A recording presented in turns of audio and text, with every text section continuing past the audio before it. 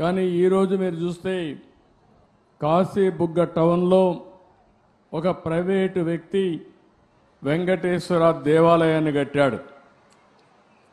అక్కడి నుంచి కార్తీక మాసం ఈరోజు చాలామంది అక్కడ దర్శనానికి వెళ్ళిపోయారు.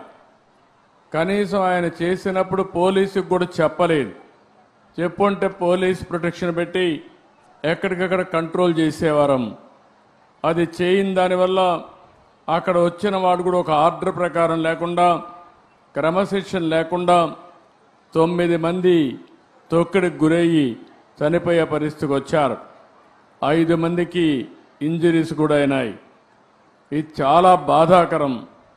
నేను ప్రతి ఒక్క ప్రాణాన్ని కాపాడుకోవాలని అనేక ప్రయత్నాలు చేస్తూ ఉంటే కొంతమంది ప్రైవేటు వ్యక్తులు ఇలాంటి కార్యక్రమాలు చేయడం చాలా బాధాకరం. దీన్ని నేను చాలా తీవ్రంగా ఖండిస్తున్నా. రాష్ట్రంలో అందరికి కూడా విజ్ఞప్తి చేస్తున్నా, మన ప్రాణం చాలా ముఖ్యం.